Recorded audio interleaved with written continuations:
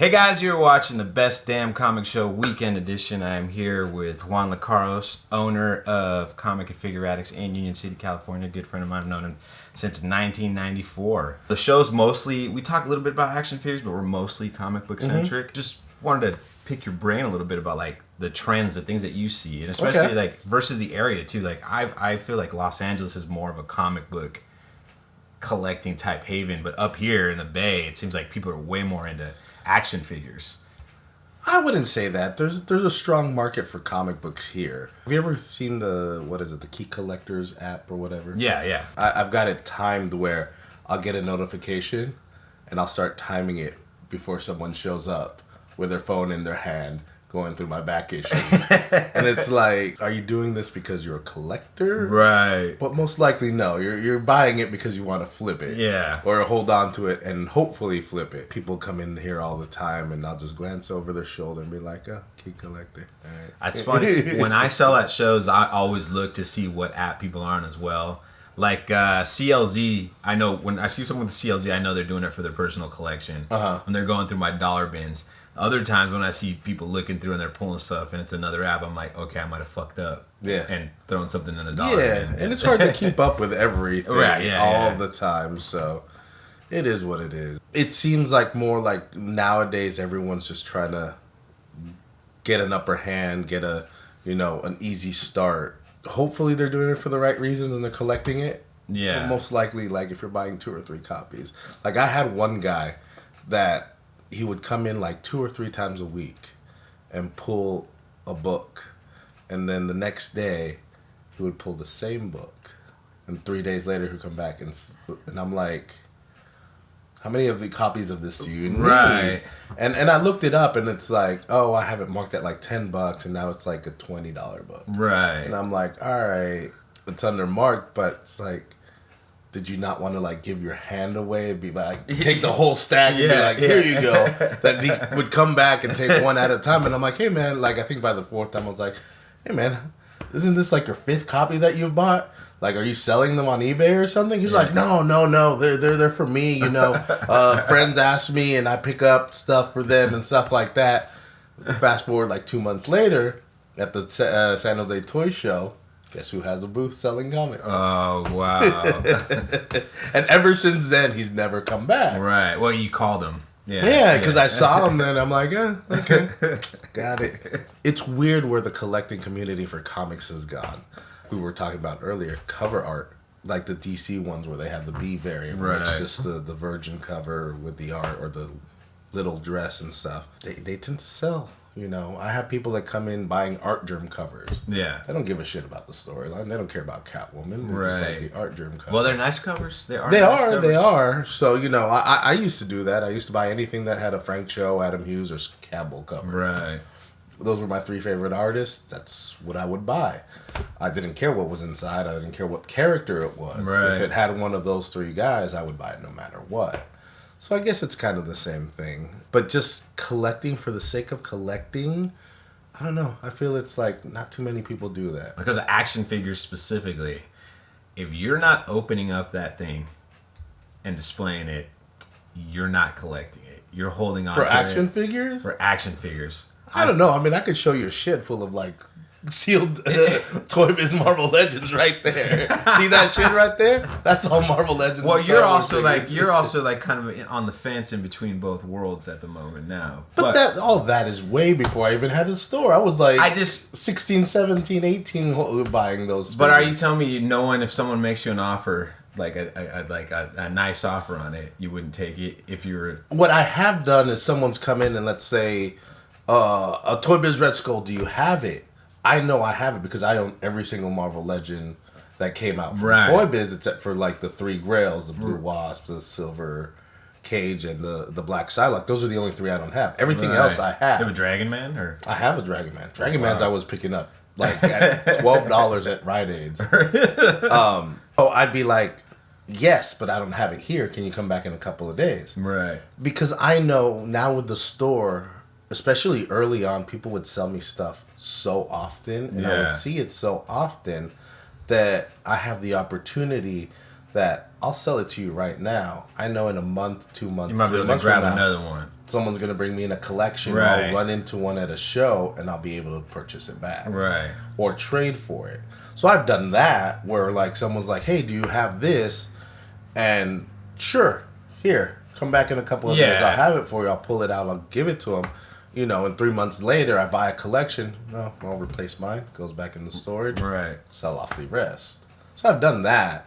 But like straight up, just like sell everything? No. Maybe if when we get the new store and I have more room, I'll consolidate a little bit more. Especially all that 90s Star Wars crap. Right. Get rid of all of that.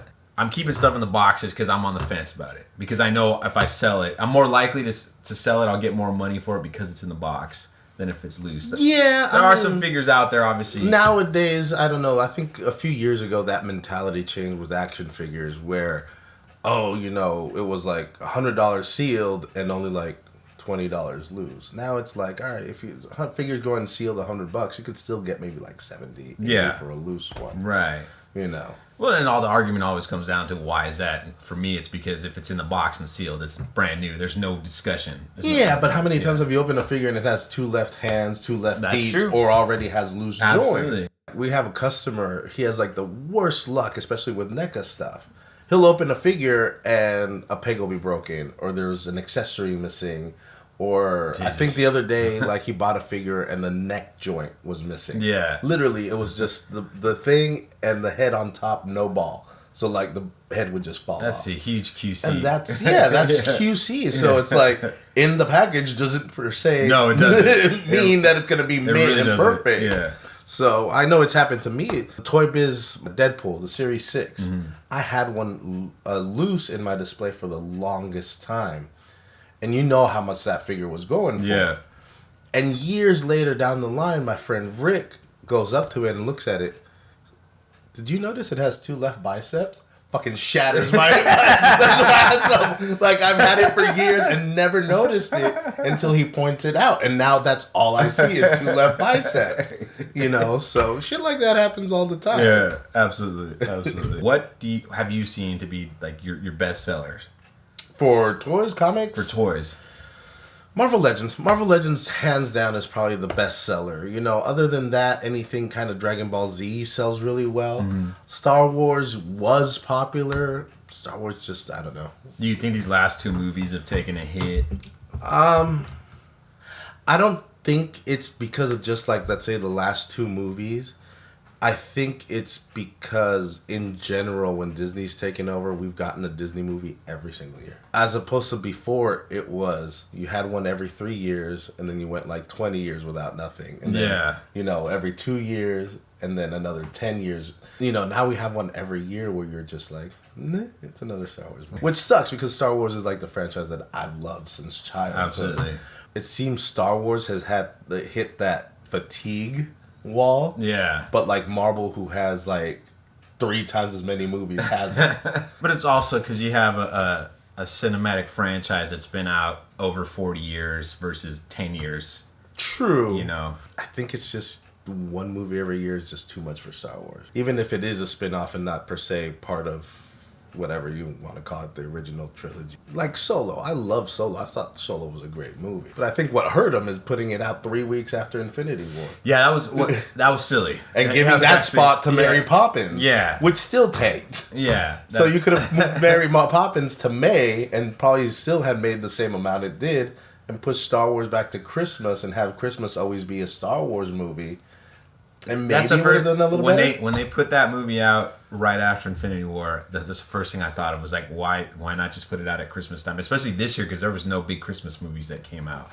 Yeah. You know, same thing actually DC, what they did with Shazam. Like that takes place in Christmas. Why not put it out in Christmas?